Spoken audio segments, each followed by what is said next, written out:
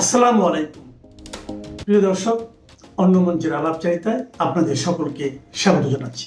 প্রিয় বন্ধুরা, প্রীতি, সালাম এবং শুভেচ্ছা নেবেন। কয়েকদিন ধরেই বাংলাদেশ কেন্দ্রিক বেশ কিছু সামরিক উত্তেজনা দেখা যাচ্ছে।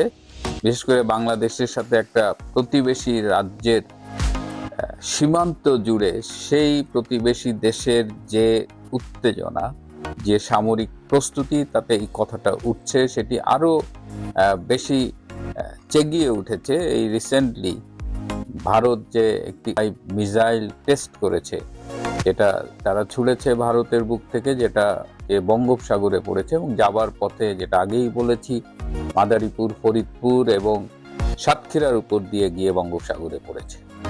তো এই যে একটা প্রতিবেশী দেশের সীমান্ত বরাবর যুদ্ধের প্রস্তুতি, শ্বাস রব, তো ন্যাচারালি একটা প্রশ্ন আমার মাথায় ঘুরপাক খাচ্ছে যে বাংলাদেশ আক্রান্ত হলে বাংলাদেশের সামরিক সক্ষমতা অনুযায়ী কতক্ষণ টিকে থাকতে পারবে। কারণ আমাদের একদিকে ভারত আর একদিকে মিয়ানমার, এবং যদি আপনি তাদের সামরিক সক্ষমতা তুলনা করেন বিশ্বের কনটেক্সটে, ভারতের সামরিক শক্তি হলো বিশ্বে 4 নম্বর, পাকিস্তান 12 নম্বর, বাংলাদেশের অবস্থান 35 নম্বর, মিয়ানমারের অবস্থান 37 নম্বর, আর 1 নম্বরে আছেন আমেরিকা, 2 নম্বরে আছে রাশিয়া।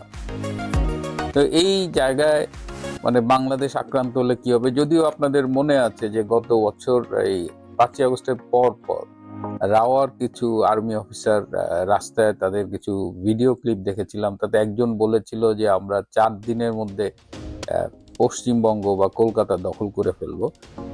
আমি অবশ্য বুঝেছি যে ওই দিন তিনি একটু বেশি মদ খেয়ে ফেলছিলেন আর কি। মদ না গিললে এইটা বলা যায় না। এই রাওয়ার কথা যখন আসলো তখন ছোট্ট একটা ঘটনা বলি। যেদিন ভারত এই মিসাইলটা টেস্ট করতেছিল, সেই সময় রাওয়ায় একটা ছোট্ট পুনর্মিলনী অনুষ্ঠান হচ্ছিল, এবং তখন হঠাৎ রাওয়ায় খবর আসে যে ভারতের মিসাইল বাংলাদেশের আকাশে দেখা গেছে, এবং বিশ্বাস করেন সেই পুনর্মিলনী সেইখানে সবগুলো রাওয়া ছেড়ে পালাই গেছে।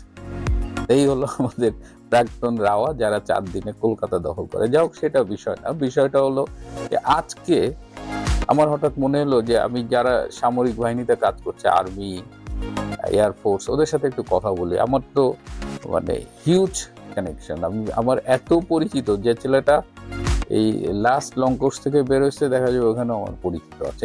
এটা আমার স্পেশাল কোনো কৃতিত্ব না, ইটস বিকজ অফ আমি এমন একটা কলেজে পড়েছি, সেখান থেকে আর্মিতে হিউজ রিক্রুটমেন্ট হয়। So I have a good connection there. তো আজকে এয়ারফোর্সের একজনকে জিজ্ঞেস করলাম যে ভাই,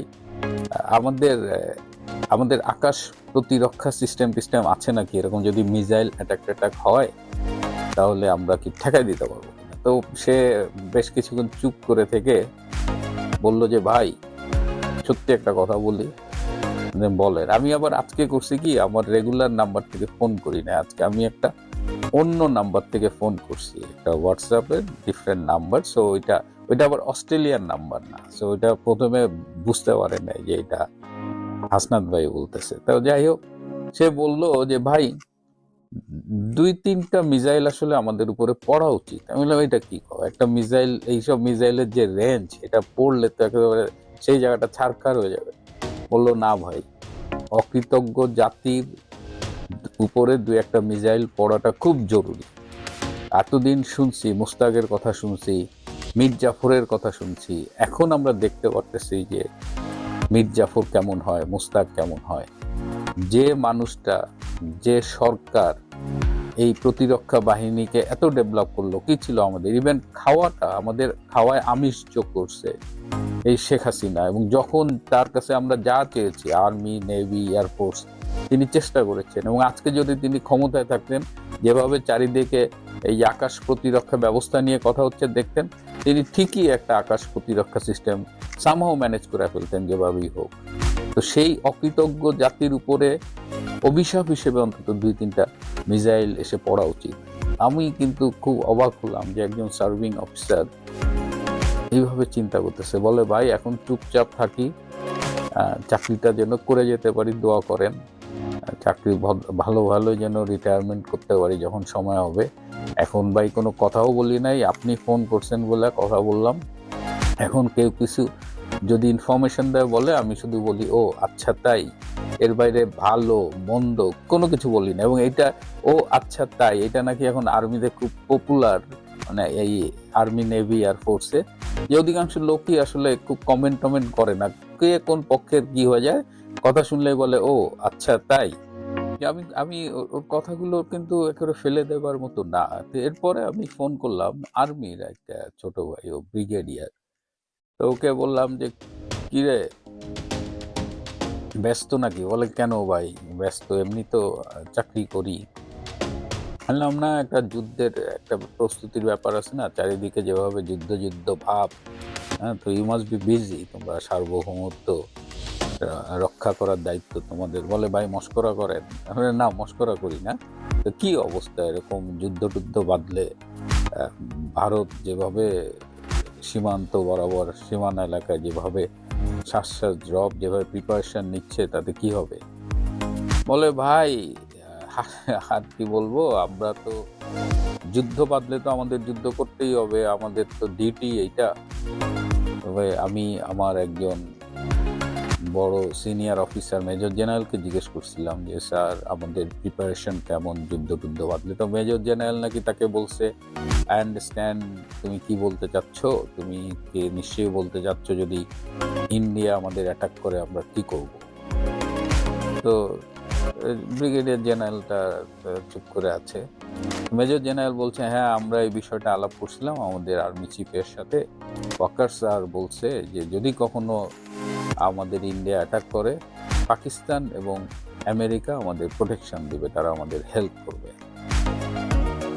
এই কথাটা মেজর জেনারেলকে বলছে আমাদের আর্মি চিফ জেনারেল ওয়াকার খান, সে আবার বলছে আমার সেই ছোট ভাই ব্রিগেডিয়ার জেনারেলকে। আমি শোনার পরে আমি একদম হয়ে গেছি। মানে এরপরে তো আসলে আর আলোচনা চালায় যাওয়ার মতো কিছু নাই। মানে ৭ সমুদ্র ১৩ নদী, কত হাজার কিলোমিটার দূরে থাকে আমেরিকা, সেইখান থেকে সে বাংলাদেশকে প্রোটেক্ট করবে। আর পাকিস্তান তো ইন্ডিয়ারও ওপারে থাকে, মানে আকাশ পথ বন্ধ করে দিলে তাদের এয়ার মুভমেন্ট বন্ধ হয়ে যাবে টুয়ার্ডস বাংলাদেশ। আর নৌপথে আসবে, সেখানে তো আরো প্লেয়ার আছে। সপ্তম নৌবহর যেমন ৭১ সালে বাংলাদেশে আসতে পারেনি, সেখানে রাশিয়া প্রসিড করেছিল। তো এই ইকুয়েশন গুলো তো এখনো আছে। তো এখন কোন হিসেবে আমাদের আর্মি চিফ মনে করেন যে যুদ্ধ বাঁধলে বা আমেরিকা এবং পাকিস্তান প্রোটেকশন দিবে, এটা সম্ভব? ইভেন মিয়ানমারও যদি আমাদের অ্যাটাক করে, মিয়ানমারের গ্লোবাল র্যাঙ্কিং হলো 37, আমাদের 35, আমাদের চেয়েও তাদের র্যাঙ্কিং নিচে, প্লাস তাদের হলো ইন্টারনাল কনফ্লিক্ট চলতেছে।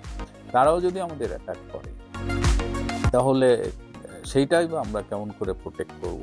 আর আকাশ প্রতিরক্ষা সিস্টেম আমাদের নাই, আমরা এখনো সেই পুরনো আর্টিলারি স্টাইলে চলি ৭১-এ। যেমন ওই আকাশে কোনো প্লেন বা কিছু দেখা গেলে তখন নিচের থেকে গুলি ছোড়ে, ওই ধরেন 50টা গুলি ছড়লে একটা যে লাগে সেটা লাগে না। আর আকাশ প্রতিরক্ষা system is very sophisticated preventive system.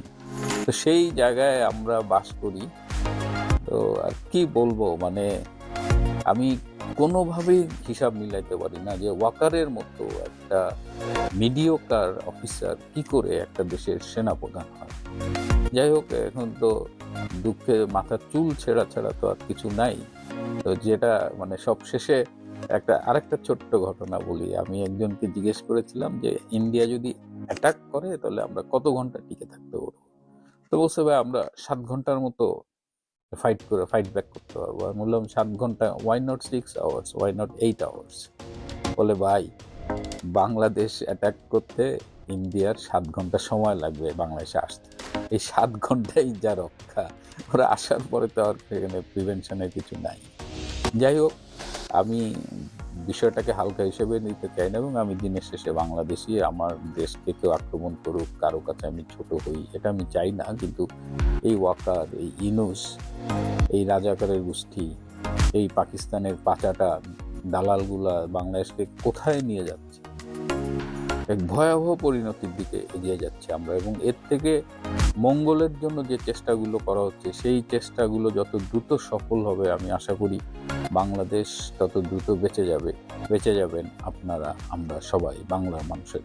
প্রিয় বন্ধুরা, আজ এ পর্যন্ত। বন্ধুরা, একটা গুরুত্বপূর্ণ খবরের বিশ্লেষণ নিয়ে আপনাদের সামনে হাজির হলাম। 2013 সালের 5 মে রাতে যে হেফাজতের তাণ্ডব চলেছিল, সেখানে তারেক রহমানের সরকার অনেক খুনের প্রমাণ পেয়েছে।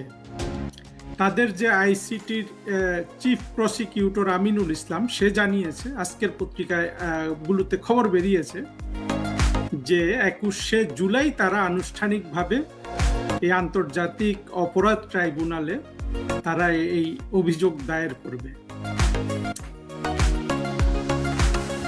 মজার বিষয় কি জানেন, তারা যাদেরকে অভিযুক্ত করতে যাচ্ছে তার মধ্যে মহিউদ্দিন খান আলমগীরের নাম আছে। মহিউদ্দিন খান আলমগীর ছিলেন তখন ওই সময়ের স্বরাষ্ট্রমন্ত্রী।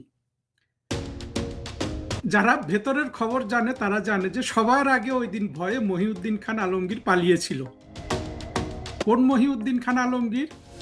যাকে টেনে অনেক কষ্টে জনতার মঞ্চে আনা হয়েছিল 1996 সালে। এই কিছুদিন আগে আমাকে এক ভাই বললেন যে মহিউদ্দিন খান আলমগীর কিন্তু জনতার মঞ্চে আসতে চায় নাই, পরে তো সেই হিরো হয়ে গেছে জনতার মঞ্চে। তাকে জোর করে টেনে আনা হয়েছিল। এবং মহিউদ্দিন খান আলমগীর হলেন জিয়াউর রহমানের খুব ভক্ত। উনি খাল কাটা কর্মসূচির উপর ডক্টরেট প্রাপ্ত। এই মহিউদ্দিন খান আলমগীর আমাদেরকে এক বিশাল তত্ত্ব শুনিয়ে সারা বাংলাদেশে হাসির পাত্র হয়েছিলেন যে রানা প্লাজার পিলার ধরে জামাত বিএনপির কর্মীরা নাড়াচাড়া করাতে ভ্রমণটা ভেঙে পড়েছিল। উনি ওইভাবে বলেন নাই, কথাটা এইভাবে এসছে। আর বাংলাদেশের মানুষ তো কাউকে উন্মাদ বানাতে হলে এগুলো নিয়েই বানায় আর কি। তা একজন ভীরু কাপুরুষ জঙ্গিদের ভয়ে যে আগেই অফিস ছেড়ে পালিয়েছে, তাকেও তারা আর মুক্তি দিচ্ছে না। যা মানে জিনিসটা দুইভাবে দেখা যেতে পারে। আমাদের মুক্তিযুদ্ধের পক্ষ থেকে আমরা যদি দেখি যে কত কাপুরুষ একটা লোক এই মহিউদ্দিন খান আলমগীর, যার ভাতিজানা ভাগনা হলো যে কলিমুল্লাহ, যাকে যে 24-এর লাল বদর হওয়াতেও ইউনূসের রোশানল থেকে বাঁচতে পারেনি, আবার তারেক রহমানের রোশানল থেকেও বাঁচতে পারেনি। তারেক রহমান নাকি তার চাকরিটাও শেষ করে দিয়েছে। সেই কলিমুল্লাহ যে আবার শাখাওয়াত, ব্রিগেডিয়ার শাখাওয়াতকে পিএইচডি করিয়ে দিয়েছিল, মানে নকল করা পিএইচডি আর কি। যা হোক, এই মহিউদ্দিন খান আলমগীরকে যেহেতু স্বরাষ্ট্রমন্ত্রী ছিল, নাম একটা ছিল, ঢুকিয়ে দিয়েছে। বোঝেন তাহলে তদন্তের কি অবস্থা। তারা জানেই না যে স্বরাষ্ট্রমন্ত্রী সেদিন পালিয়ে গিয়েছিল ভয়ে। এই হলো তদন্ত। অর্থাৎ তারেক রহমানের সরকার আওয়ামী লীগের উপর যেই স্টিম রোলার চলতেছে 5 আগস্টের জঙ্গি উত্থানের পর থেকে, সেইটাকে যে তীব্রতর করছে, এটা হলো তার একটা জাজ্জল্যমান প্রমাণ। সত্য কথা হলো 5 মে 2013 সালে কোনো খুনাখুনি হয় নাই ওইখানে। এত ইফিশিয়েন্টলি এই জঙ্গিগুলাকে বের করে দেওয়া হয়েছিল। আমি সবাইকে জঙ্গি বলছি না, অনেক নিরীহ মাদ্রাসার ছাত্র ছিল, কিন্তু এর উদ্যোক্তা তো জঙ্গিরা। সেই দিন রাতে এই অপারেশন ফ্লাশ আউটে কোনো হতাহত হয় নাই। খুন হয়েছে জঙ্গিদের দ্বারা, এবং পুলিশেরও হতে পারে। সেটা হলো পরের দিন সকালে যখন যাত্রা বাড়িতে এই জঙ্গিরা যেই পথে পালায়, ওইখানে রিইনফোর্সড হয়েছিল, জঙ্গিরা এসে খুনাখুনি করেছে। আমরা তো দেখেছি যে যাত্রাবাড়ির ওই এলাকা কিভাবে আওয়ামী লীগ জঙ্গিদের সূতিকাগার হিসাবে গড়ে তুলেছে, এবং যার খেসারত কিন্তু 2024-এ কিন্তু এই আওয়ামী লীগের সরকার দিল, এবং পুলিশও দিল। সেখানে অনেক পুলিশকে মেরে, যা এগুলো আমরা জানি যে পুলিশ মেরে টাঙ্গিয়ে রাখার মতো অমানবিক কার্যক্রম করেছে। কিন্তু সত্য কথা হলো যে 5 মে 2013 সালে কোনো ধরনের খুনের ঘটনা ঘটে নাই। অর্থাৎ খুন তো না, আপনি যদি একটা সরকারি এইরকম আপনি যদি অপারেশন চালান, যারা দেশকে ধ্বংস করার জন্য সামিল হয়েছে, সেখানে তো মৃত্যু ঘটতেই পারে। সেরকম মৃত্যুও কিন্তু ঘটে নাই। এবং পরবর্তীতে অধিকারের আদিলুর রহমান 63 জন বা 62 জন এরকম একটা লিস্টটা আমি দেখেছিলাম, এটার অনেক কিছু দেখেছিলাম, বের করেছিল যে এগুলো নাকি মারা গেছে। পরে দেখা গেছে যে প্রতিটা তালিকার প্রতিটা নাম ছিল ভুয়া। বোঝেন, সেই জায়গায় তারা প্রমাণ পেয়েছে, হ্যাঁ, খুনের ঘটনা প্রমাণ পেয়েছে। শেখ হাসিনাকে তো দিবেই, সাথে সাথে আরো তখন পুলিশের আইজিপি যারা ছিলেন, র্যাব বা পুলিশের অনেকজনকে দিচ্ছে আর কি, এই মামলায় জড়াচ্ছে। আসলে 5ই মে হেফাজত কাণ্ডে ছিল আমাদের বাংলাদেশের মানে দেশপ্রেমিক আইন শৃঙ্খলা বাহিনীর একটা সাকসেসফুল অপারেশন। সেই অপারেশনটা কিন্তু ওই দিন ব্যর্থ হয়ে যেত। খুব মনোযোগ দিয়ে খেয়াল করবেন, তখন কিন্তু বাংলাদেশের সেনাবাহিনী প্রধান ছিল বাংলাদেশের সেরা জঙ্গিগুলোর মধ্যে একটা, ইকবাল করিম ভূঁইয়া। চিন্তা করেন, আওয়ামী লীগ সরকার, ইকবাল করিম ভূঁইয়া। আমরা তো শুধু জেনারেল ওয়াকারের কথা বলি, ইকবাল করিম ভূঁইয়ার মতো একটা চরম জঙ্গিকেও কিন্তু আওয়ামী লীগ সরকার সেনাবাহিনী প্রধান করে রেখেছিল। এবং ইকবাল করিম ভূঁইয়া ছিল অনেক বেয়াদব টাইপের একটা লোক, এটা আমি অনেক জায়গায় শুনেছি, প্রধানমন্ত্রীর সাথে বেয়াদবি করত। ইকবাল করিম ভূঁইয়াকে সেদিন শেখ হাসিনা নিযুক্ত না করাতে এই কাজটা সফল হয়েছিল। যদি সেনাবাহিনীকে সেই দিন কাজে দিয়ে দেওয়া হতো, তাহলে কিন্তু 2024 পর্যন্ত আমাদের অপেক্ষা করতে হতো না। কারণ হেফাজতের ওরা যেই ফোর্স নিয়ে ঢাকায় এসেছিল, পুরো উদ্দেশ্যটা কিন্তু ছিল যে বাংলাদেশ দখল করা। এবং সেই জন্য এই ভয়ে কিন্তু মহিউদ্দিন খান আলমগীর এবং সরকারের আরো অনেক মন্ত্রী পালিয়ে গিয়েছিল। তখন কারা জেগেছিল জানেন? শেখ হাসিনা জেগেছিলেন, সৈয়দ আশরাফুল ইসলাম জেগেছিলেন, আর আমাদের পুলিশ কর্মকর্তারা জেগেছিলেন। হ্যাঁ, বিজিবির ভালো ভূমিকা আছে, র্যাবের ভালো ভূমিকা আছে। এই যে প্রতিটা দেশপ্রেমিক সংগঠনকে তারেক রহমানও একই কায়দা চাচ্ছে যে ধ্বংস করে ফেলা। ফলে এই অভিযোগগুলো এরা করছে। তবে আমি মনে করি যে এগুলো তাদেরকে শুধু পৃথিবীর চোখে হেয় করবে। তারেক রহমানের সরকারকে কিভাবে জঙ্গিবাদের উপর তারা নির্ভরশীল, জঙ্গিবাদকে কিভাবে ভয় পায়, সেইটা প্রমাণ করছে। দেখেন, তারেক রহমান বলছে যে আমার হাড্ডি যারা ভেঙে দিয়েছে তাদের প্রতি আমি প্রতিশোধ নিতে চাই না। কিন্তু হেফাজতের কাণ্ডে কেউ মারা যায়নি, সেখানে উনি প্রতিশোধ নিচ্ছেন। তার মানে কি? মানে হলো যে বাংলাদেশে জামাত, হেফাজত, স্বাধীনতা বিরোধী যারা 1971 সালে জেনারেল নিয়াজির হাত ধরে আত্মসমর্পণ করেছিল, তারেক রহমান হয় তাদের কাছে অসহায়, নতুবা ইচ্ছে করে অনেক চালাকি করে তারেক রহমান এগুলো করাচ্ছে আওয়ামী লীগকে ধ্বংস করার জন্য। 2024 সালের এত বড় আঘাতের পর আওয়ামী লীগ ধ্বংস হয় নাই। আওয়ামী লীগকে গত 2 বছর যে অত্যাচার নির্যাতন করা হচ্ছে, তখন ধ্বংস হয় নাই। এই 2 বছরের 1 মাসের সমান নির্যাতন যদি আওয়ামী লীগ বিএনপিকে করত, ওই 17 বছর 16 বছরে বিএনপির কিন্তু চিহ্ন বাংলাদেশে থাকতো না। তারেক রহমান আজকে বলতে পারতেন না যে আল্লাহ আমাকে ক্ষমতা দিয়েছে। কি দম্ভ!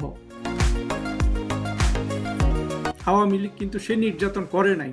এখন তারেক রহমানরা এই ধরনের মিথ্যা বানোয়াট জঙ্গিদের এজেন্ডা বাস্তবায়ন করে স্বাধীনতা বিরোধী 1971 সালের ঘাতক দালালদের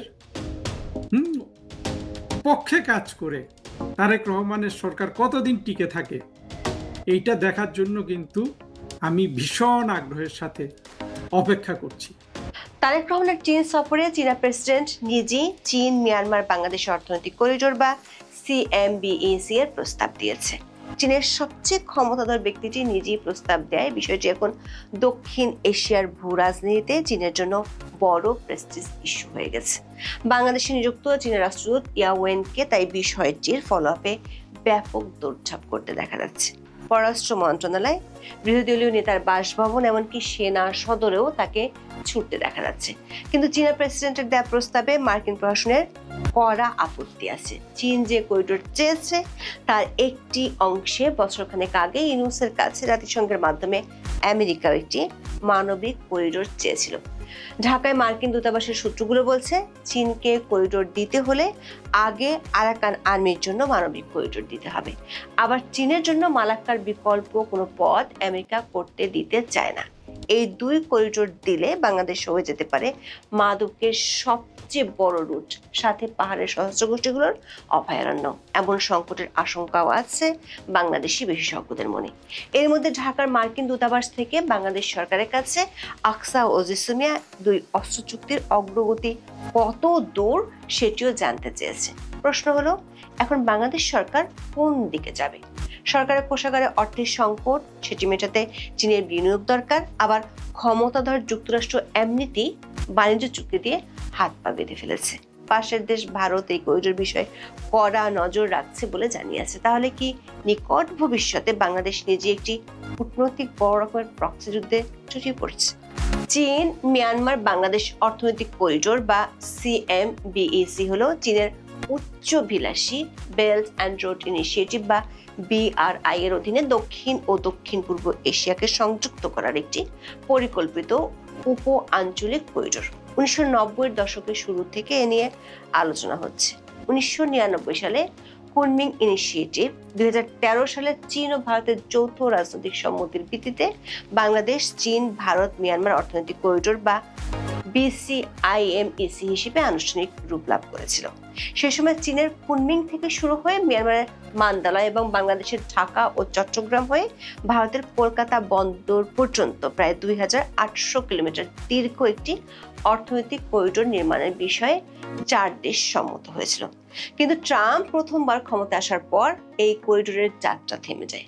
ডোকলাম ও গালওয়ান উপত্যকায় চীন ভারতের সামরিক সংঘাতের ফলে নয়াদিল্লি এই প্রকল্প থেকে নিজেকে সম্পূর্ণ গুটিয়ে নেয়। বাংলাদেশ অংশ কিছু কাজ হয়ে শেষ পর্যন্ত থমকে যায়।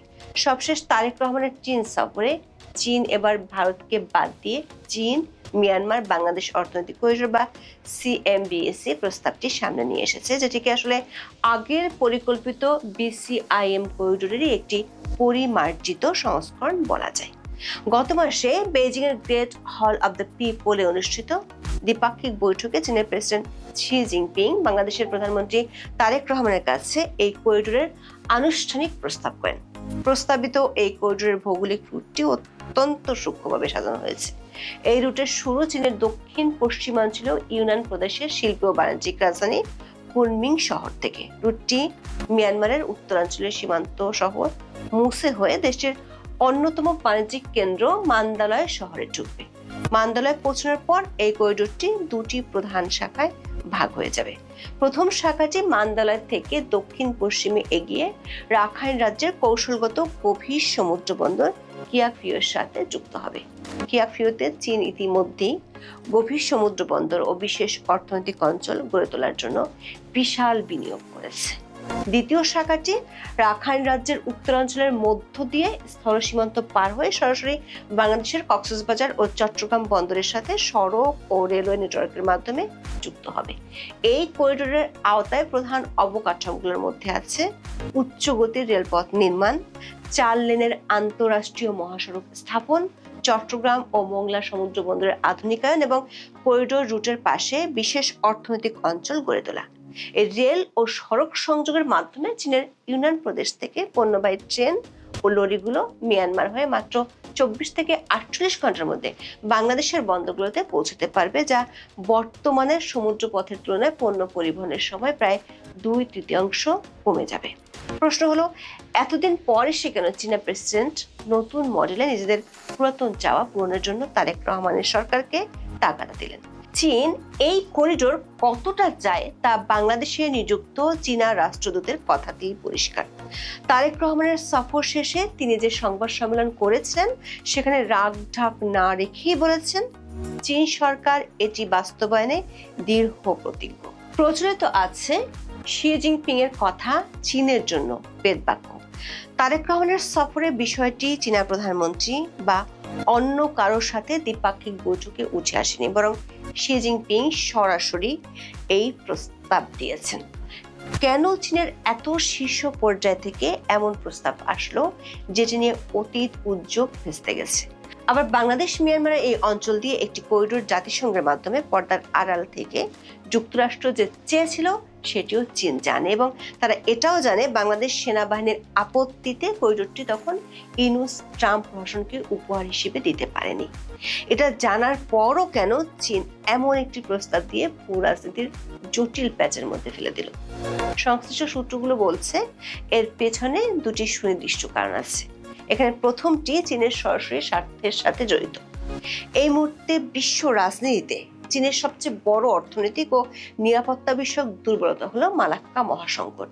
চীনের আমদানিকৃত অপরিশোধিত খনিজ তেলের প্রায় ৮০% এবং সামগ্রিক আন্তর্জাতিক বাণিজ্যের একটি বিশাল অংশ ভারত মহাসাগর থেকে দক্ষিণ চীন সাগরে ঢুকে খুব সরু মালাক্কা প্রণালী দিয়ে।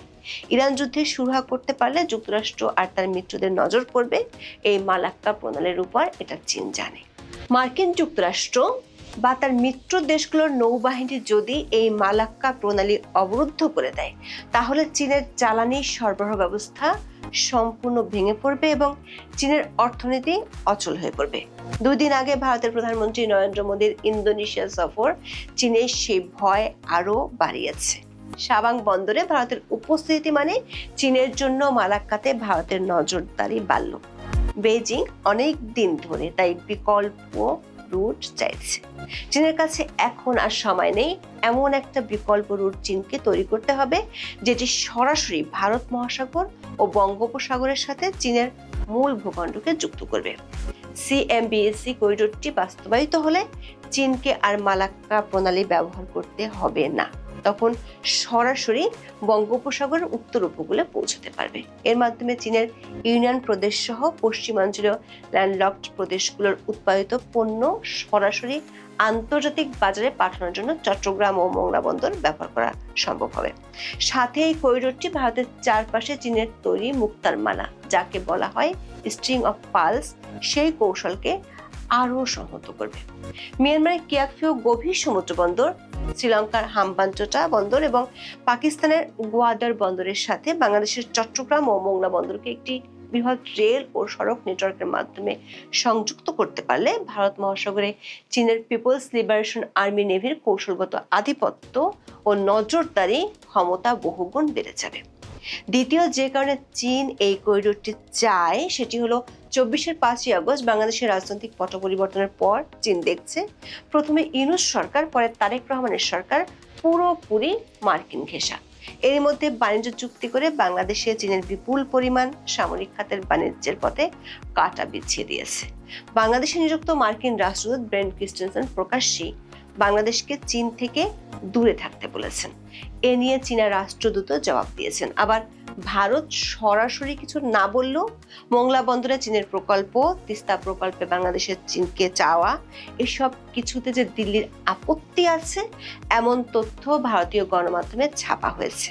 মোংলা পোর্টে একটি বিশেষ অর্থনৈতিক অঞ্চল স্থাপনের জন্য 2015 সালের দ্বিপাক্ষিক চুক্তির আওতায় ভারতকে জমি দেওয়া হয়েছিল, কিন্তু অন্তর্বর্তী সরকারের সময় 2025 সালে সেই ভারতীয় প্রকল্পটি বাতিল করা হয়। তারেক রহমানের চীন সফরের সময় সেই বাতিলকৃত ভারতীয় জমিতে অর্থনৈতিক অঞ্চল গড়ে তোলার জন্য একটি চীনা রাষ্ট্রীয় প্রতিষ্ঠানের সাথে সমঝোতা স্মারক স্বাক্ষরিত হয়েছে। এটি নয়াদিল্লির জন্য একটি বড় ভূরাজনৈতিক ধাক্কা হিসেবে গণ্য হচ্ছে। চীন মিয়ানমার বাংলাদেশ অর্থনৈতিক করিডোরের মাধ্যমে আমেরিকা ও ভারত একসাথে 2 দেশকে একটি বার্তা দিতে চায়। কূটনৈতিক কৌশলগত দিক থেকে চীন চায় বাংলাদেশ তাদের অবস্থান স্পষ্ট করুক। বাংলাদেশ হয় চীনের বড় মিত্র, না হয় আমেরিকা ও ভারতের। ইউনূসের আমলে মিয়ানমার জান্তা সরকারের বিরুদ্ধে সশস্ত্র সংগ্রামে লিপ্ত আরাকান আর্মিকে সাহায্য করার জন্য জাতিসংঘের মাধ্যমে মার্কিন প্রশাসন বাংলাদেশের কাছে করিডোর চেয়েছিল। তখনকার জাতীয় নিরাপত্তা উপদেষ্টা ডক্টর খলিলুর রহমান, এখন যিনি পররাষ্ট্রমন্ত্রী, এই করিডোর দেওয়ার জোর চেষ্টা করেছিলেন। শেষ পর্যন্ত প্রক্সি যুদ্ধে জড়িয়ে পড়ার ভয়ে সেনাবাহিনীর এই করিডোর দেওয়ার ক্ষেত্রে আপত্তি ছিল। পররাষ্ট্র মন্ত্রণালয়ের সূত্রগুলো বলছে চীন যে করিডোর চেয়েছে তার একটি অংশ তখন জাতিসংঘের মাধ্যমে চাওয়া হয়েছিল। নাম দেওয়া হয়েছিল মানবিক করিডোর। যে করিডোর জাতিসংঘের হয়ে আমেরিকাকে দেয়নি, সেই করিডোর এখন বড় আকারে চীনকে কিভাবে দিবে সরকার। সূত্রগুলো বলছে চীনের পক্ষ থেকে এই করিডোর চাওয়ার পর মার্কিন দূতাবাসের পক্ষ থেকে বাংলাদেশ সরকারের শীর্ষ মহলকে স্মরণ করিয়ে দেওয়া হয়েছে। মিয়ানমারের রেয়ার আর্থ আর প্রাকৃতিক সম্পদগুলো চীন প্রায় একাই ভোগ করছে। এই রেয়ার আর্থ যে কোনো মূল্যে আমেরিকা চায়। জান্তা সরকারের উপর নিষেধাজ্ঞা দিয়েও কোনো কাজ হয়নি। আমেরিকার বড় হাতিয়ার মিয়ানমারের বিদ্রোহী গোষ্ঠীগুলো।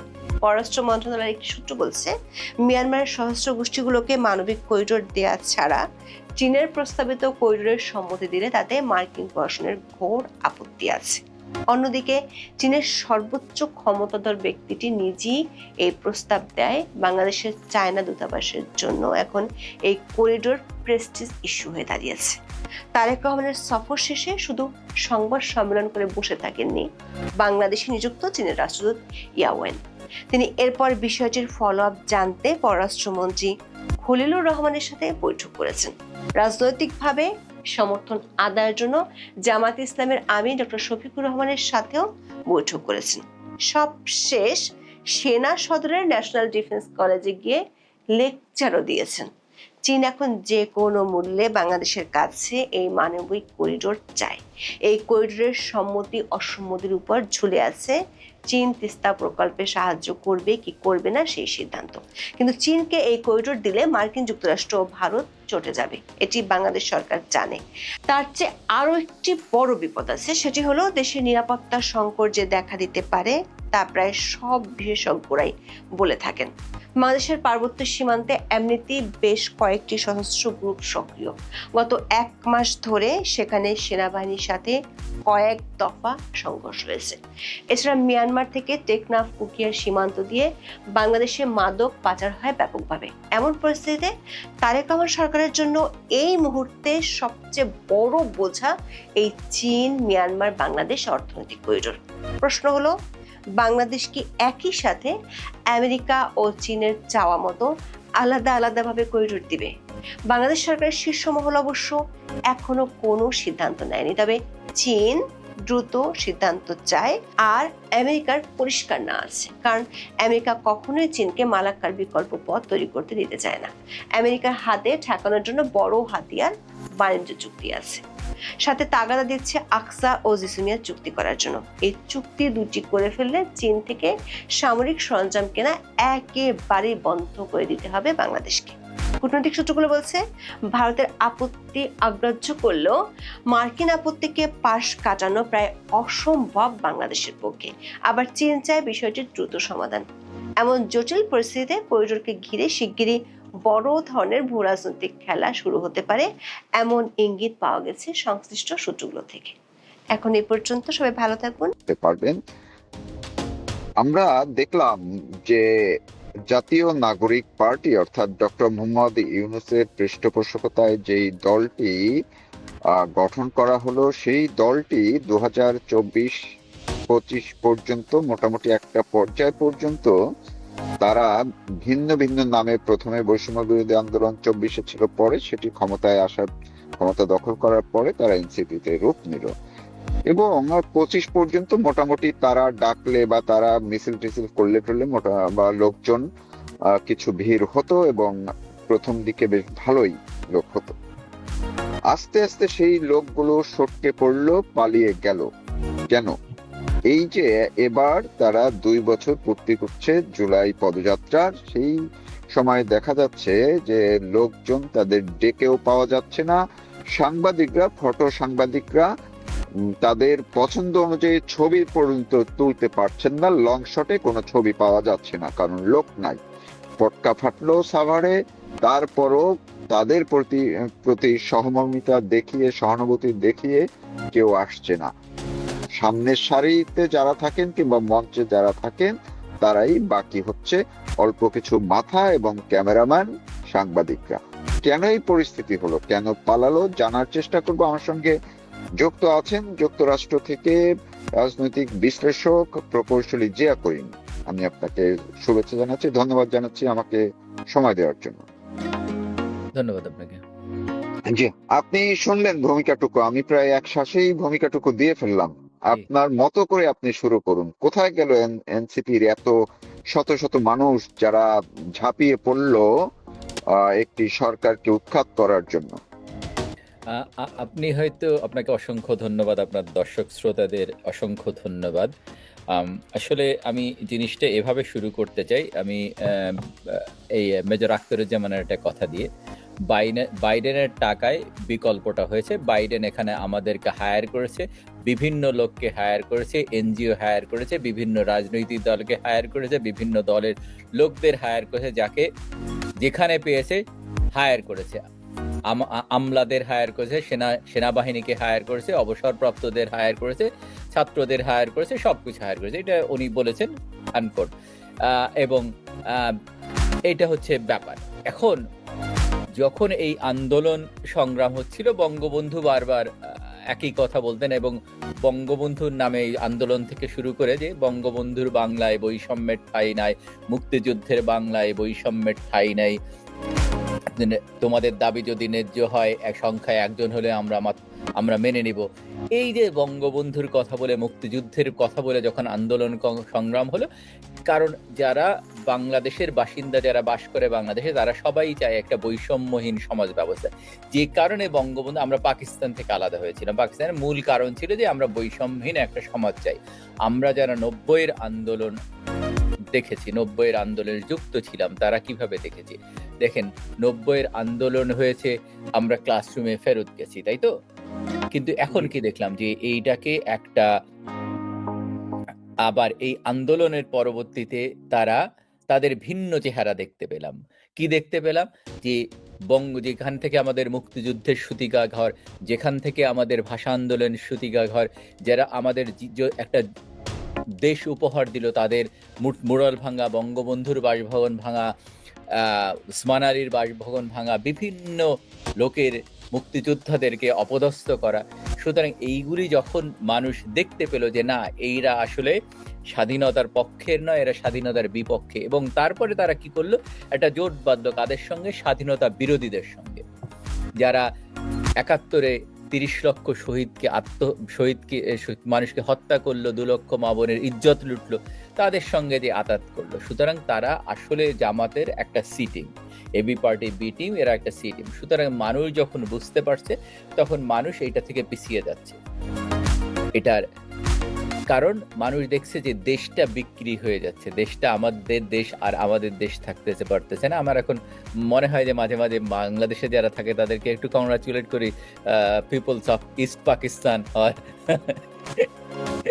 সুতরাং তাদের আপনি এর ভিতরে হয়তো দেখেছেন, এটা অপ্রাসঙ্গিক হয়ে যায়, কিন্তু দেখেছেন যে বাংলাদেশের শিলং মন্ত্রী যাকে বলা হয় মন্ত্রী, উনি পাকিস্তানের স্বরাষ্ট্রমন্ত্রীর সঙ্গে বৈঠক করেছেন নিউ ইয়র্কে। সেখানে বলেছেন যে পাকিস্তান যেভাবে তার নিরাপত্তা নিশ্চিত করে, সেইভাবে একইভাবে করবেন। এখন একটা তলাবিহীন রাষ্ট্রকে যদি আর একটা, যে রাষ্ট্রটা এগিয়ে যাচ্ছিল নিম্ন আয়ের দেশ থেকে মধ্যম আয়ের দেশে গিয়েছিল, সেই দেশটাকে যদি এই অবস্থায় নিতে চান, তাহলে তো অবশ্যই পাকিস্তানের সঙ্গে হতে হবে, যে তার নিজের মানুষের নিরাপত্তা দিতে পারে না, সে আবার আমাদের দেশের, বাংলাদেশের নিরাপত্তা দেবে। এই হচ্ছে অবস্থা। সুতরাং এই অবস্থা যখন দেখতে পাচ্ছে, মানুষ বুঝতে পারছে, যার জন্য মানুষ বারবার বলছে আমরা আগেই ভালো ছিলাম। দেখেন, এই সরকারের সময় যেটা হয়েছে যে আপনার এই সুইস ব্যাংকে টাকার জমার পরিমাণ বাঙালিদের বেড়েছে, 40-45% বেড়েছে, তাই না? তাহলে চুরি কখন হলো? এই 2 বছরে, তার মানে বেশি চুরি হয়েছে। আপনি দেখেছেন বোধহয় মেট্রো রেলের নতুন যে লাইন 2টায় সংযোজন করা হবে, সেখানে ব্যয় দ্বিগুণ পরিমাণ বৃদ্ধি পেয়েছে।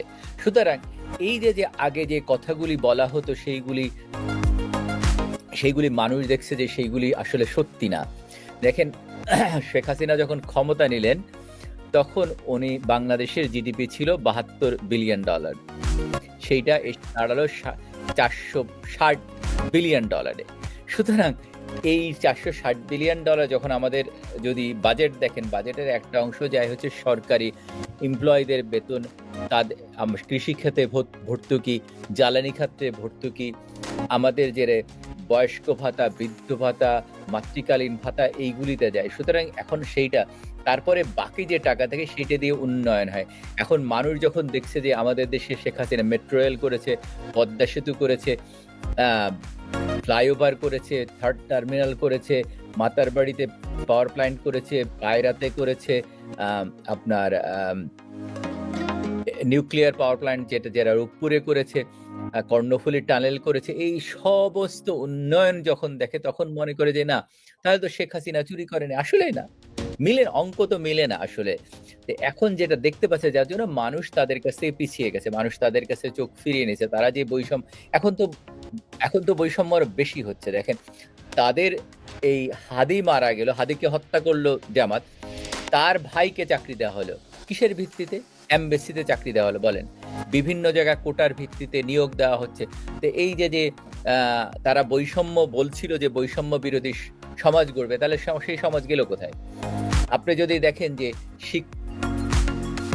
বিভিন্ন জায়গায় শিক্ষা প্রতিষ্ঠান থেকে শুরু করে সব জায়গা তাদের দৌরত্ব, রাহাজানি, বাংলাদেশে খুন খারাপি চলছে। পুকুরে লাশ, খালে লাশ, বিলে লাশ, নদীতে লাশ, কয়েকদিন তুরাগে লাশ পাওয়া গেল 7 জন। এইগুলি মানুষ যখন দেখছে তখন মানুষ অতিষ্ঠ হয়ে যাচ্ছে। মানুষ বলছে না, শেখ হাসিনা ওয়াজ রাইট। এবং যেটা এখন তাদের মুখ থেকে বেরোয় আসছে, আপনি জোনায়েদ সাকি বলতো যে সাম্রাজ্যবাদ কথা বলতো, তার ছবি দেখেছেন?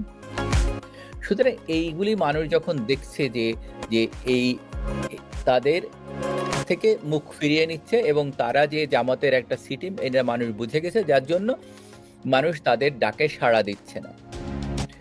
একটা দেশের আইন শৃঙ্খলা পরিস্থিতি কতটা অবনতি হলে 3 থেকে 4 মাসের ভিতরে সেনাবাহিনী নামাতে হতে পারে, সেটাকে চিন্তা করেন।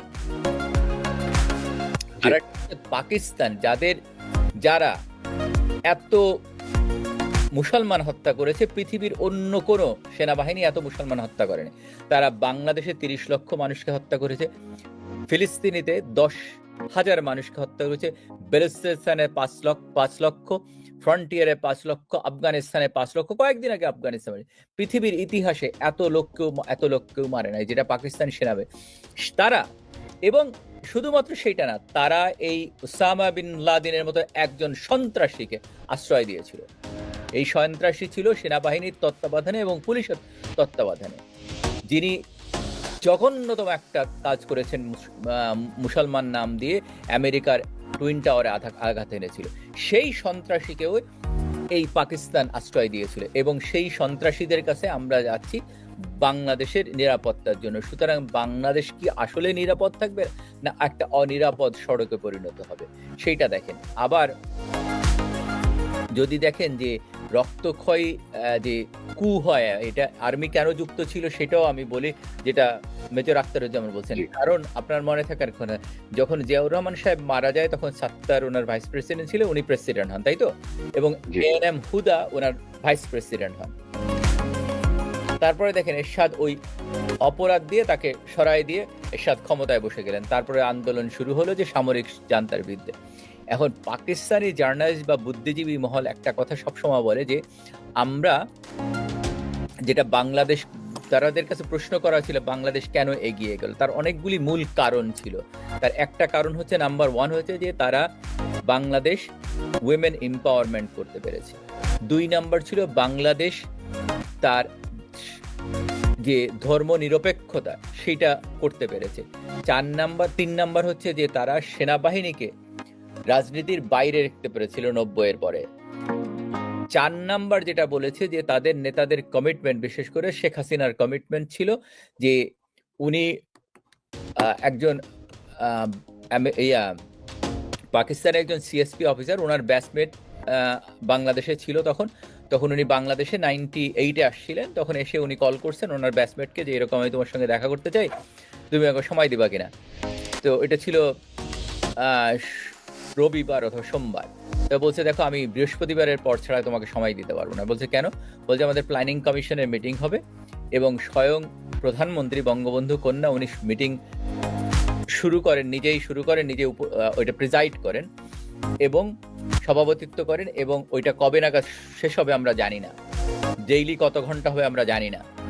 তো উনি দুঃখ করে বলতেছেন পাকিস্তানের ইতিহাসে ইনক্লুডিং ইমরান খান, বলছে এই ঘটনাটা উনি যখন ভিজিট করছে 98, কিন্তু যখন বলতেছে সেটা ইমরান খান যখন ক্ষমতা আসছে তখনকার ঘটনা। বলছে ইনক্লুডিং ইমরান খান বলছে এইরকম কমিটমেন্ট আমরা কারোর কাছ থেকে পাইনি, যে একটা মিটিং এ প্রিজাইড করা তো দূরের কথা, অ্যাটেন্ডই করতো না প্ল্যানিং। সুতরাং সেই দেশ কিভাবে এগিয়ে যাবে? সুতরাং বাংলাদেশ এই কারণে আবার এই কষা জাহিদ বলছে যে বেশি দামে গম আমদানি করছি, এটা তো জনগণের সাথে। বেশি দামে কম আমদানি করবেন না কেন?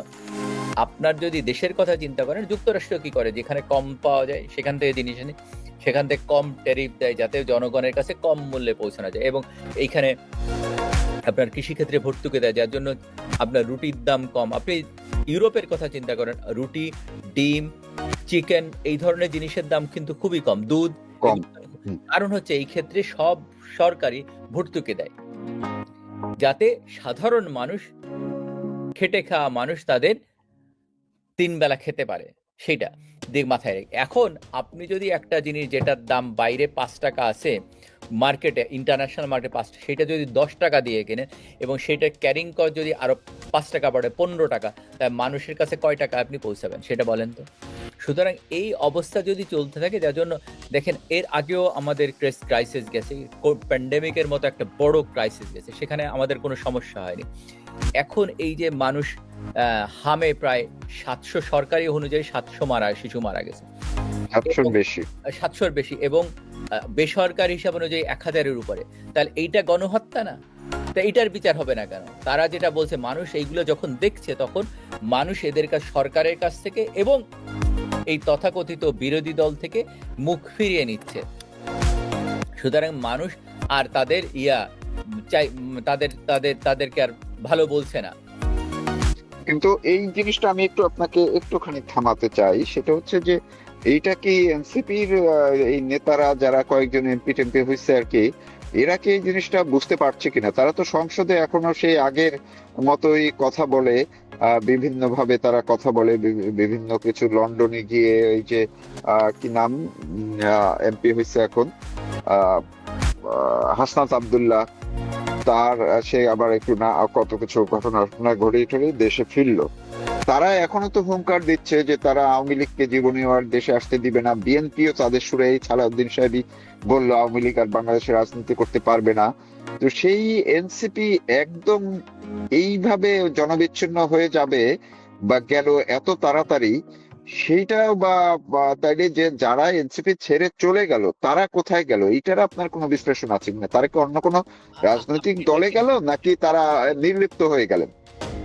আপনার এনসিপির ভেতরে তো প্রথমে বৈষম্য বিরোধী আন্দোলনে যারা যুক্ত ছিল, যেসব মেয়েরা যুক্ত ছিল এবং অনেক মেধাবী ছাত্ররাও ছিল, তারা কেন হারিয়ে গেল? এই কারণ এরা দেখলো যে একটা গ্রুপ দেখলো যে তারা মুক্তিযুদ্ধের পক্ষের শক্তি ছিল। আপনার একটা মেয়ের কথা মাঝখানে ওকে জেলে নিয়ে গেছে, ও বঙ্গবন্ধু 7ই মার্চের ভাষণ বাজিয়েছিল, ওরাও যুক্ত ছিল, তাই না? যুক্ত ছিল, ওমামা যুক্ত ছিল, সব বেরিয়ে গেল। কারণ যখন দেখলো যে এরা আসলে যেটা বলছে সেটা করছে না এবং তারা স্বাধীনতা বিরোধীদের সঙ্গে যুক্ত এবং আমাদের মুক্তিযুদ্ধের পরে আঘাত হানছে। আসলে দল একটা, এই বাজাত বলেন, বাজাই বলেন আর বানপা বলেন, যেটা বাংলায় বললে বাজাত কেন, বাংলাদেশ জাতীয়তাবাদী দল, তাই তো? বাজাত, তারা কেন বিএনপি বলে আমি জানি না, বাজাত সোজা হিসাব বাজাত। এটা বাজাই হচ্ছে বাংলাদেশ জামাত ইসলামী বাজাই, আর বানপা হচ্ছে বাংলাদেশ নাগরিক পার্টি, তাই তো? এরা সব এক। এটা এখানে দুই দল নেই। আপনার মনে থাকার কথা, 90-এর আন্দোলন, 90-এর 3 দলের একটা রূপরেখা ছিল, সেখানে বলা হয়েছিল যে যারা এরশাদের চামচামিগিরি করছে, বিশেষ করে সিএসপি থেকে শুরু করে অন্যান্য, তাদেরকে দলে নেওয়া যাবে না, তাই তো?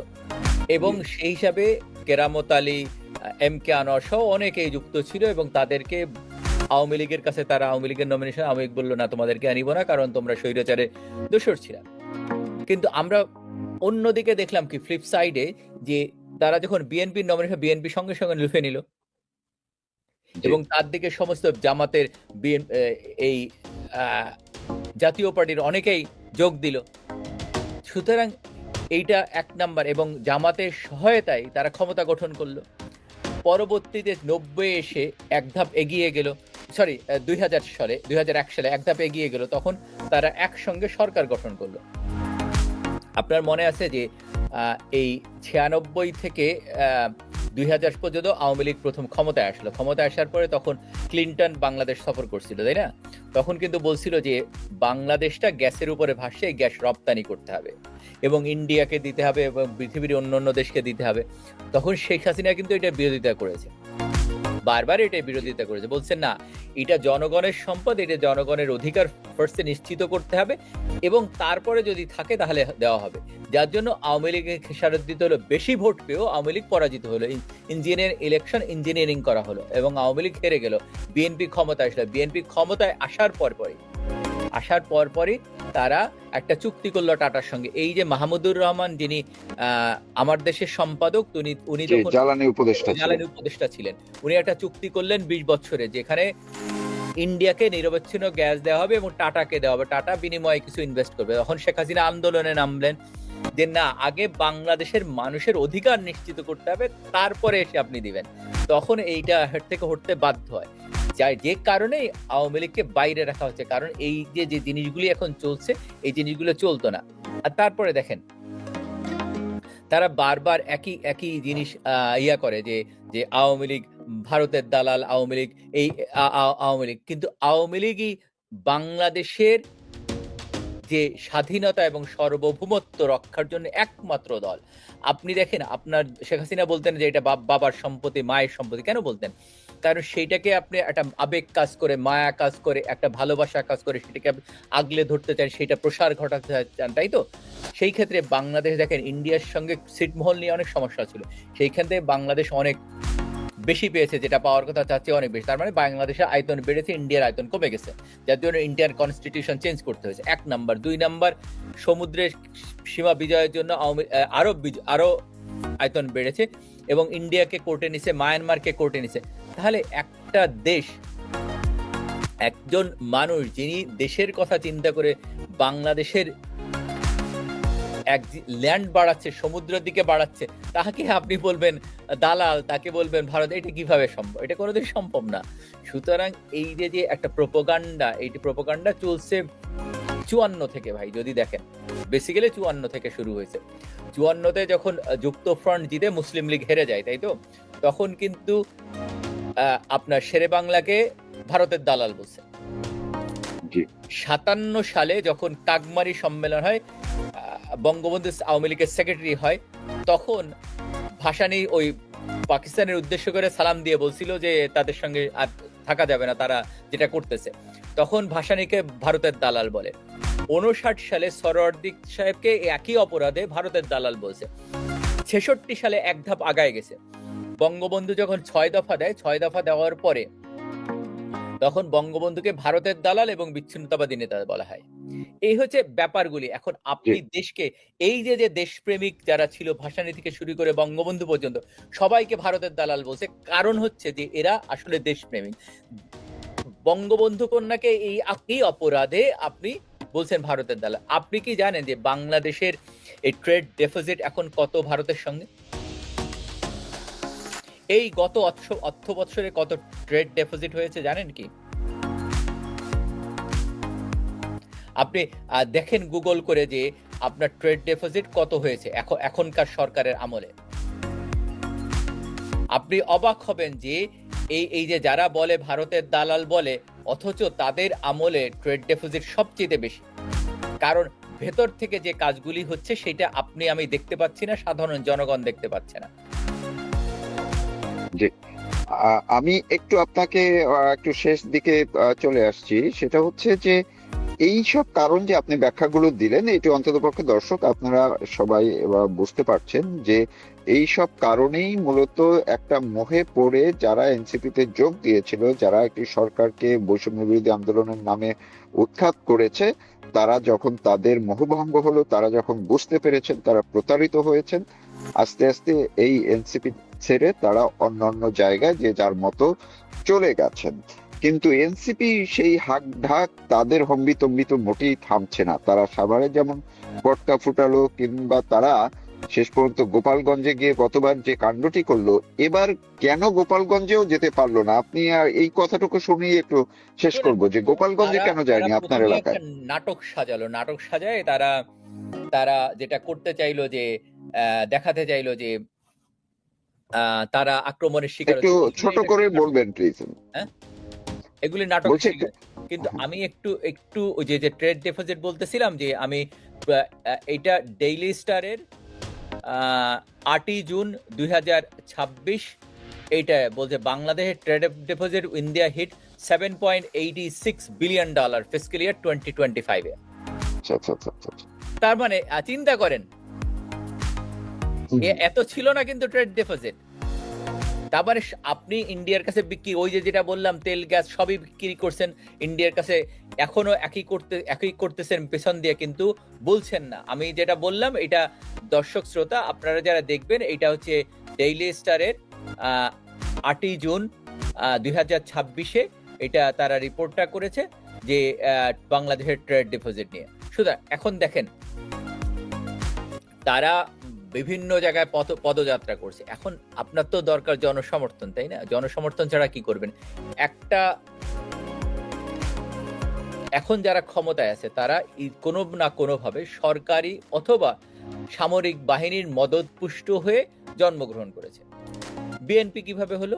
জিয়াউর রহমান সামরিক আইন জারি করলেন, সামরিক শাসক হলেন, জিয়াউর রহমান প্রেসিডেন্ট নির্বাচন হল, হানা ভোট দিয়ে নির্বাচিত হলেন, তারপরে উনি একটা দল গঠন করলেন। তার মানে সামরিক জান্তার পকেট থেকে বেরো আসলো। জাতীয় পার্টি একইভাবে আসছে। আপনার যদি ইয়ার কথা চিন্তা করেন, এই জামাতে ইসলামের কথা, তারা এই পাকিস্তান সামরিক বাহিনীর তাবেদারি করছে, তারাও সামরিক বাহিনীর থেকে বেরিয়ে আসছে। এনসিপি কি হচ্ছে? এনসিপি সামরিক বাহিনী এবং ইনুসের পকেট থেকে বেরিয়ে আসে। সুতরাং এরা এক অভিন্ন। সুতরাং এদের প্রতি মানুষের আস্থা নেই, কারণ মানুষ দেখেছে যে যে দেশের সামরিক শাসন থাকে বা সামরিক বাহিনীর তত্ত্বাবধান, সেই দেশের উন্নয়ন কোনোদিন হয় না। আপনি ভারত ভাগ হলো 47 সালে, তাই না? পাকিস্তান এবং ইন্ডিয়া এই পর্যন্ত কি সামরিক শাসন দেখেছেন? দেখেননি। এবং ইন্ডিয়ার অগ্রগতির কথা চিন্তা করেন, ইন্ডিয়ার হ্যাজ এ ডেমোক্রেসি, এবং তাদের শিক্ষা প্রযুক্তি ক্ষেত্রে তাদের যে অগ্রগতি হয়েছে, এইটা কি পাকিস্তানে হয়েছে? পাকিস্তানে যেখানে তার দেশে ইভেন ফুটবল প্লেয়ার বলেন, ক্রিকেটার যেতে ভয় পায়, যেখানে যেতে চায় না, সেই দেশের কাছে আপনি দ্বারস্থ হচ্ছেন। সেই দেশে আপনার শিক্ষার্থীকে পাঠাতে চাচ্ছেন যে সেখানে যে আপনার শিক্ষা, কেন সেখানে দিবে? পশ্চাত্যের অন্য কোনো দেশ নেই, ইউরোপ নেই, আমেরিকা নেই, কানাডা নেই, অস্ট্রেলিয়া নেই, যেখানে আমাদের সন্তানরা যেতে পারে যে পড়ালেখার জন্য। তাহলে মানুষ যখন দেখছে যে একটা জনগোষ্ঠীকে আপনি বর্বর করে দিলেন, যে তাদের শিক্ষা থেকে সরিয়ে নিলেন। দেখেন জুলাই আগস্ট হলো, তারপরে কি করলেন? এই বাহিনীকে দেওয়া হলো মব সৃষ্টি করার জন্য, এই বাহিনীকে দেওয়া হলো সন্ত্রাস সৃষ্টি করার জন্য, মুক্তিযুদ্ধের স্থাপনা গুড়িয়ে দেওয়ার জন্য, মুক্তিযুদ্ধের বিপক্ষে দাঁড় করানো হোক। তারা বলল আবার বাংলাদেশ কার থেকে স্বাধীন হলো? একটা সন্তান মায়ের পেট থেকে কয়বার ভূমিষ্ঠ হয়? একবার, তাই না? তাহলে এইটা কার থেকে স্বাধীন হলো? তারা বলছে যেখানে 24-এর পরে 71-এর আর কি প্রয়োজন? তার মানে আপনি যদি সেইটাই করবেন তাহলে আগে বলতেন, এই কথাগুলি আগে বলতেন যে না, আপনারা বৈষম্যহীন সমাজ ব্যবস্থা না, আপনারা 71-কে গুড়িয়ে দিতে চান, আপনারা মুক্তিযুদ্ধকে গুড়িয়ে দিতে চান, আপনারা বঙ্গবন্ধুকে গুড়িয়ে, তাহলে দেখতাম যে কয়জন মানুষ আসে। বঙ্গবন্ধু কন্যা যখন আবু সাইদ মারা গেল, তখন একটা তদন্ত কমিটি করেছিলেন, সেই তখনও তদন্ত হয়েছে। অথচ এই ইনুস সরকারের সময় এবং এখন পর্যন্ত যতগুলি হত্যাকাণ্ড হয়েছে, শিশু হত্যা থেকে শুরু মাইলস্টোন থেকে, কোনো হত্যাকাণ্ডের তদন্ত হয়নি, বিচারও হয়নি। বিচার হবে না, যারা বিচার চাইতে গেছে তারা দেশ থেকে পালাতে হয়েছে। সুতরাং এইগুলি যখন মানুষ দেখছে, তখন মানুষ তাদেরকে যে একদিকে যেমন মুখ ফিরিয়ে নিচ্ছে, অন্যদিকে তাদেরকে প্রত্যাখ্যান করছে, এবং যার জন্য তারা কোনো জায়গায় মানুষের সাড়া পাচ্ছে না, যার জন্য তারা চিন্তা করছে যে কোনো রকম যদি সেনাবাহিনী দিয়ে তাদের কার্যক্রম সফল করা যায়। কিন্তু সেনাবাহিনী কেন দিবে? বাংলাদেশ সেনাবাহিনী কেন দিবে তাদের প্রতি? কিন্তু আমার দুঃখ লাগে যে এই সেনাবাহিনীর জন্য বঙ্গবন্ধু কন্যা কি করে নাই, যেখানে তাদের একবেলা আমিষ পেত, সেই 2 বেলা আমিষের ব্যবস্থা করেছে। তাদের এই যে সিএমএ, সেখানে বোন ম্যারো থেকে শুরু সবই করেছে, এমন কোনো কিছু নেই যেটা করে নাই। জি। সুতরাং আমি অন্যদিন এটার পর প্রোগ্রাম করেন, তা আমার একটা লিস্ট আছে জি। যেটা আমি যে অবশ্যই, অবশ্যই। করেছে। সুতরাং এখন যদি সেনাবাহিনী মনে করে যে না তারা এই সন্ত্রাসবাদকে সাপোর্ট করবে, ফাইন। কিন্তু এখন সাধারণ মানুষ এটা চাইছে না। সাধারণ মানুষ তাদের প্রতি তাদের প্রত্যাখ্যান করেছে, যার জন্য তারা দেখেন, আপনি এর ভিতরে দেখবেন আপনাদের বিএনপির একজন এমপি আছেন, ওনার নাম হচ্ছে নীলুফার চৌধুরী মনি। উনি বলেছেন না যে স্নাইপার কিভাবে অ্যাটাক হয়েছে, যার জন্য ওনাকেও অ্যাটাক করা হয়েছে। আবার বিএনপির নেতারা তারা তারা এই থানা পুড়িয়েছে, থানা লুট করেছে। তাহলে এই যে লুটপাট হলো, এগুলির বিচার হতে হবে না? পৃথিবীর কোন দেশে আপনি যেখানে থাকেন অথবা অন্য দেশে, আমার কথা হচ্ছে যে সেই দেশের আপনি দেখেন যে সেই দেশের যদি যদি সরকারি স্থাপনায় আঘাত করবে, যারা আঘাত করবে তাদের বিচারের আওতায় আনা হবে। আপনি আমাদের দেশে যেতে হবে না, সিম্পল নেপালের কথা, ইউরোপে যেতে হবে না, নেপালের কথা চিন্তা করেন। নেপালেও আন্দোলন হয়েছিল। নেপালে আন্দোলনের পরে যিনি দায়িত্ব নিয়েছিলেন তিনি 6 মাসের ভিতরে ইলেকশন দিয়েছেন, 1 নাম্বার। 2 নাম্বার তিনি করেছেন যারা সরকারি স্থাপনায় আঘাত করেছে অথবা মানুষ হত্যা করেছে তাদের এই বিচারে আওতায় এনেছে। আমাদের সরকার কি সেটা করেছে? করেনি। উপরন্তু তাদেরকে ইনডেমনিটির মাধ্যমে তাদেরকে রক্ষা করা হয়েছে। আপনি ইনডেমনিটি কখন চাইবেন বলেন আমাকে? ইনডেমনিটি তখনই চাইবেন যে আপনি আপনার অপরাধ স্বীকার করে নিচ্ছেন। আপনার মনে আছে আমরা যখন ইউনিভার্সিটির দোরগোড়ায় তখন ফ্রিডম পার্টি হলো।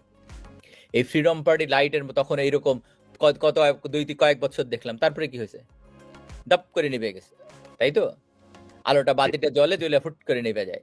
তো এই অবস্থা, জি। এরা ফ্রিডম পার্টির জি। আর একটা অংশ। সুতরাং জি। এই অবস্থা চলবে না। এই অবস্থা মানুষ তাদেরকে খাবে না। তখন তারাও অস্ত্র দিয়ে চাইছিল যে অস্ত্র দিয়ে হয়তো বাংলাদেশের মানুষের মন জয় করে দেবে। বাংলাদেশের মানুষ প্রত্যাখ্যান করছে। এখনো এদেরকে একদমই। প্রত্যাখ্যান করছে। এরা দেখবেন কয়েকদিন পরে ওই জামাত শিবিরের সঙ্গে মিশে গেছে। এটার বাইরে জি। আর কিছু না। ওই জোনায়েদ সাকি বলেন যারাই আছে সবই এরা এই একই দিকে যাবে। সুতরাং এদের কাছ জি। থেকে আমি ভালো কোনো কিছু আশা করি না। জি। অনেক ধন্যবাদ আপনাকে। আপনি অনেকগুলো বিষয় এবং চমৎকার ব্যাখ্যা তুলে ধরলেন যে কেন এই এনসিপির দিক থেকে তাদের এক সময়ের যে মানুষরা গত 2 বছর পর্যন্ত তাদের সঙ্গে থেকেছিল, ধাপে ধাপে তারা এখন প্রায় নিঃশেষ অবস্থা। আওয়ামী লীগকে নিঃশেষ করার কথা বলে, আওয়ামী লীগকে নিপাত করতে গিয়ে, মুক্তিযুদ্ধকে ধ্বংস করতে গিয়ে, সংবিধানকে কবর দিতে গিয়ে তাদের পরিণতি এখন নিজেদেরই পায়ের নিচে মাটি নেই, এমনকি সামনে মানুষ পাচ্ছে না, তারা ছবি তোলার মতো মানুষ তাদের জুটছে না। এই পরিণতি বাংলাদেশের যে রাজনীতিকে কোন পর্যায়ে নিয়ে গেছে সেটি অন্ততপক্ষে সাধারণ মানুষ তারা বুঝতে পারছে। সবাই ভালো থাকুন,